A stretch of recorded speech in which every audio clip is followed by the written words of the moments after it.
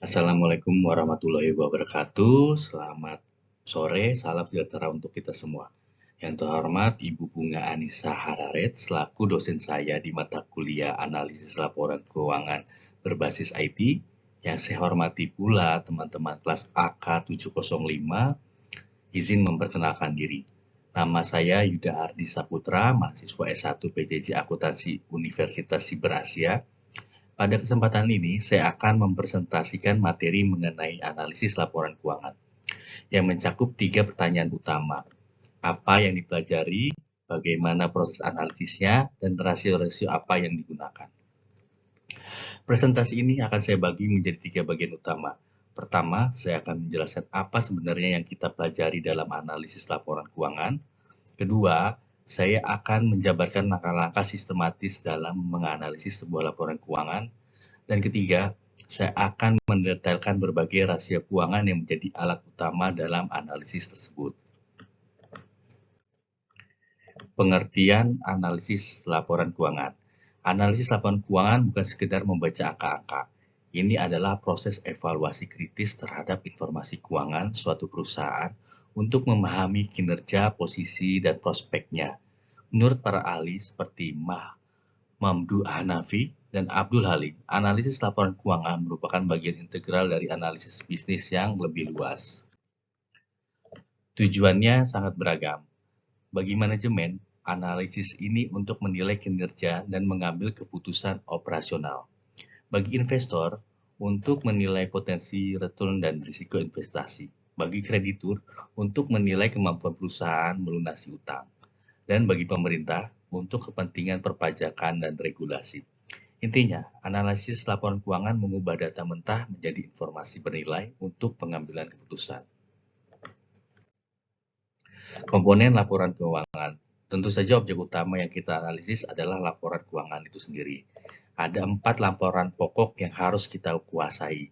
Yang pertama, neraca. Menunjukkan snapshot posisi keuangan pada tanggal tertentu. Aset, kewajiban, dan ekuitas. Ini seperti foto kondisi perusahaan di akhir periode. Yang kedua, laporan laba rugi. Menunjukkan kinerja operasional selama periode tertentu, pendapatan, beban, dan laba atau rugi. Ini seperti video kegiatan perusahaan selama setahun. Lalu yang ketiga, laporan arus kas. Menunjukkan pergerakan kas masuk dan keluar dari 3 aktivitas operasi, investasi, dan pendanaan. Yang keempat, laporan perubahan ekuitas. Menunjukkan perubahan modal perusahaan selama periode. Keempat laporan ini saling terkait dan memberikan informasi yang komprehensif. Lalu siapa saja yang menggunakan analisis ini? Semua pihak yang berkepentingan dengan perusahaan secara garis besar, yang dibagi menjadi pihak internal, manajemen untuk pengambilan keputusan strategis, pemilik untuk menilai kinerja manajemen, lalu pihak eksternal, investor potensial dan pemegang saham, bank dan kreditur lainnya, pemerintah dan otorisasi pajak, karyawan dan serikat pekerja, akademisi dan peneliti, masyarakat umum. Setiap pihak memiliki kebutuhan informasi yang berbeda-beda, sehingga fokus analisisnya pun berbeda-beda. Proses analisis sistematis. Bagaimana cara menganalisis laporan keuangan? Ini bukan proses acak, melainkan proses sistematis yang terdiri dari beberapa tahapan berurutan secara umum. Ada 4 tahap utama: memahami konteks, mengumpulkan data, melakukan analisis teknis, dan menginterpretasikan hasil. Mari kita bahas satu persatu.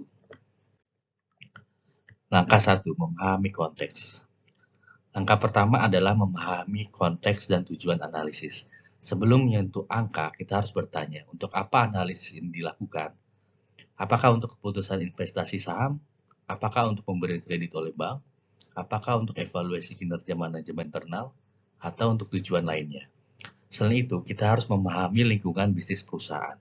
Industri apa, siapa kompetitornya, bagaimana regulasi, apa strategi perusahaan.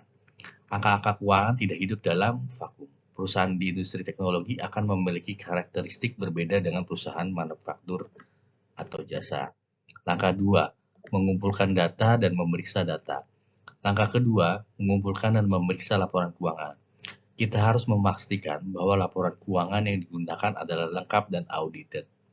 Laporan yang telah diaudit oleh akuntan publik lebih dapat diandalkan. Jangan lupa untuk membaca catatan atas laporan keuangan. Catatan ini sering diabaikan, padahal berisi informasi penting seperti kebijakan akuntansi yang digunakan, penjelasan detail pos-pos tertentu, kontingensi dan komitmen, transaksi dengan pihak berrelasi, informasi segmen bisnis. Tanpa memahami catatan ini, analisis kita bisa salah interpretasi. Lalu langkah ketiga, analisis teknis. Ada 3 teknik utama. Yang pertama, analisis vertikal atau common size, mengubah semua pos menjadi presentasi terhadap angka dasar. Untuk neraca dasar biasanya total aset 100%, untuk laporan laba rugi dasarnya adalah penjualan 100%. Teknik ini memungkinkan perbandingan antara perusahaan dengan skala berbeda. Yang kedua, analisis horizontal, time series atau tren. Membandingkan pos-pos dari periode ke periode. Kita bisa melihat pertumbuhan atau penurunan dalam satuan rupiah atau persentase. Analisis tren sangat berguna untuk melihat pola jangka panjang. Yang ketiga adalah analisis analisis rasio. Menghubungkan berbagai angka dari laporan keuangan untuk menghasilkan indikator kinerja. Inilah yang akan kita bahas lebih detail nanti. Lalu langkah keempat, interpretasi dan benchmarking. Langkah keempat, interpretasi dan kesimpulan. Hasil analisis teknis harus dibandingkan dengan standar-standar tertentu. Standar historis dibandingkan dengan kinerja perusahaan sendiri di masa lalu. Standar industri dibandingkan dengan rata-rata industri atau kompetitor langsung. Standar anggaran dibandingkan dengan target yang telah ditetapkan. Dari perbandingan ini, kita identifikasi strength and weakness. Lalu kita buat proyeksi ke depan dan rekomendasi. Misalnya jika rasio likuiditas rendah, rekomendasinya mungkin mengurangi persediaan atau memperpanjang jatuh tempo utang. Lalu pengelompokan rasio. Ada 4 kategori rasio keuangan. Yang pertama adalah rasio likuiditas, yaitu kemampuan bayar utang jangka pendek. Rasio solvabilitas, kemampuan bayar utang jangka panjang. Yang ketiga ada rasio aktivitas, efisiensi penggunaan aset. Lalu rasio profitabilitas, kemampuan menghasilkan laba. Mari kita bahas satu persatu dengan contoh. Rasio likuiditas, current and quick ratio. Rasio likuiditas mengukur kemampuan perusahaan memenuhi kewajiban jangka pendek. Yang paling umum itu adalah current ratio. Contohnya aktiva lancar dibagi utang lancar. Rasio 2 berarti setiap 1 rupiah utang lancar dijamin oleh RP2 aktiva lancar. Biasanya rasio di atas 1 dianggap aman, tetapi terlalu tinggi bisa berarti inefisiensi. Yang kedua adalah quick ratio. Aktiva lancar dikurangi persediaan lalu dibagi dengan utang lancar. Mengapa persediaan dikeluarkan? Karena persediaan adalah aktiva lancar yang paling tidak liquid. Butuh waktu lama untuk berubah menjadi kas, untuk diubah menjadi kas. Quick ratio lebih ketat daripada current ratio. Rasio likuiditas cash ratio. Formulanya kas tambah setara kas lalu dibagi utang lancar. Ini adalah rasio paling konservatif, hanya mengandalkan kas-kas yang benar-benar tersedia. Rasio ini biasanya rendah, misalkan 0,2 atau 0,3. Artinya setiap 1 rupiah utang lancar hanya dijamin oleh 0,2 rupiah kas. Jika current rasio tinggi tetapi kas rasio sangat rendah, mungkin perusahaan memiliki banyak persediaan atau piutang yang belum tertagih. Ini warning sign. Lalu rasio solvabilitas struktur modal. Rasio solvabilitas mengukur kemampuan perusahaan memenuhi kewajiban jangka panjang dan struktur modalnya. Yang pertama itu debt to asset ratio. Total utang dibagi total aset, misalnya 0,6 atau 60%. Artinya 60% aset perusahaan dibiayai oleh utang. Semakin tinggi semakin berisiko. Namun perlu diingat, industri tertentu seperti perbankan memiliki rasio utang yang tinggi. Lalu yang kedua, debt to equity ratio atau DER, total utang dibagi ekuitas. Misalkan DER-nya itu 1,5. Artinya untuk setiap 1 rupiah modal sendiri ada 1,5 rupiah modal pinjaman. Bagi kreditor, dia tinggi berisiko. Bagi pemilik, leverage bisa memperbesar return jika bisnis menguntungkan.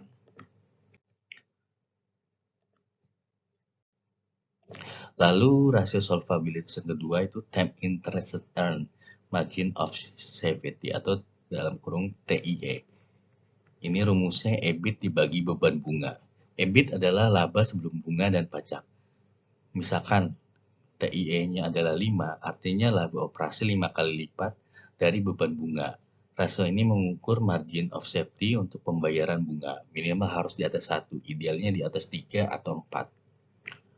Konteks pentingnya, rasio solvabilitas harus dilihat dalam konteks industri dan siklus bisnis. Perusahaan yang sedang berkembang agresif mungkin sengaja memiliki utang yang tinggi. Lalu rasio aktivitas efisiensi aset. Rasio aktivitas ini mengukur efisiensi perusahaan dalam menggunakan asetnya. Pertama ada fixed asset turnover atau FATO, penjualan dibagi aktiva tetap bersih. Mengukur seberapa efektif pabrik, mesin, dan peralatan digunakan untuk menghasilkan penjualan. Semakin tinggi semakin baik. Misalkan FATO sama dengan 3, berarti setiap 1 rupiah aktiva tetap menghasilkan 3 rupiah penjualan. Lalu total asset turnover atau TATO, penjualan dibagi dengan total aset. Mengukur efisiensi seluruh aset. Rasio ini sangat bervariasi antara industri. Industri retail biasanya memiliki TATO tinggi karena perputarannya lebih cepat. Lalu rasio aktivitas, perputaran, dan penagihan. Inventory turnover, penjualan dibagi dengan persediaan. Mengukur seberapa cepat persediaan berputar. Itu tinggi biasanya baik, berarti barang cepat laku. Namun terlalu tinggi bisa berarti persediaan terlalu sedikit sehingga risiko kehabisan stok. Lalu Days Sales Outstanding atau DSO. Rumusnya piutang dibagi penjualan dibagi 365 hari. Mengukur rata-rata hari penagihan piutang. DSO sama dengan 45 misalkan, berarti perusahaan butuh 45 hari untuk menagih piutang. Semakin kecil semakin baik. DSO yang meningkat bisa tanda pelanggan bermasalah atau kebijakan kredit terlalu longgar. Lalu rasio profitabilitas, margin laba. Ini mengukur kemampuan perusahaan menghasilkan laba. Gross profit margin atau GPM, laba kotor dibagi penjualan lalu dikali 100%. Mengukur margin setelah dikurangi biaya produksi langsung. GPM tinggi bisa berarti efisiensi produksi atau daya tawar harga yang kuat. Lalu net profit margin atau NPM, laba bersih dibagi penjualan lalu dikali 100%. Mengukur margin akhir setelah semua biaya. Ini adalah bottom line profitabilitas. NPM 10% berarti dari setiap 100 rupiah penjualan, 10 rupiah menjadi laba bersih. Lalu rasio profitabilitas, return on investment, basic earning power atau BEP. EBIT dibagi total aset dikali 100%. Mengukur kemampuan aset menghasilkan laba operasi tanpa dipengaruhi struktur modal dan pajak. Berguna untuk membandingkan perusahaan dengan struktur modal berbeda. Lalu return on equity atau ROE. Laba bersih dibagi ekuitas dikali 100%. Ini adalah rasio yang paling diperhatikan investor. Mengukur return untuk memegang saham. ROE 15% berarti setiap 100 rupiah modal sendiri menghasilkan 15 rupiah laba. Rasio-rasio ini tidak berdiri sendiri, mereka saling terkait. Analisis DuPont adalah teknik untuk memahami keterkaitan tersebut. ROE bisa dipecah menjadi ROE sama dengan profit margin dikali total asset turnover, leverage dikali leverage multiplier. Artinya, ROE yang tinggi bisa berasal dari margin laba yang tinggi atau perputaran aset yang cepat, atau leverage yang tinggi, atau kombinasi ketiganya. Ini membantu diagnosa. Jika ROE turun, kita bisa telusuri bagian mana yang bermasalah. Lalu kesimpulan. Kesimpulan pertama, analisis laporan keuangan mempelajari komponen laporan, teknik analisis, dan interpretasi untuk menilai kinerja dan kondisi perusahaan. Yang kedua, proses analisis melibatkan 4 tahap sistematis, memahami konteks, mengumpulkan data, analisis teknis, dan interpretasi. Yang ketiga, ada 4 kelompok rasio utama, likuiditas, solvabilitas, aktivitas, dan profitabilitas, masing-masing dengan indikator spesifik. Analisis laporan keuangan adalah seni dan ilmu menggabungkan perhitungan matematis dengan penilaian kualitatif. Hasilnya harus dikomunikasikan dengan jelas untuk mendukung pengambilan keputusan yang lebih baik. Ya, terima kasih. Demikian presentasi dari saya mengenai analisis laporan keuangan. Semoga penjelasan ini memberikan gambaran yang komprehensif tentang apa yang dipelajari, bagaimana menganalisis, dan rasio-rasio apa yang digunakan. Terima kasih atas perhatiannya. Sekian, wassalamualaikum warahmatullahi wabarakatuh.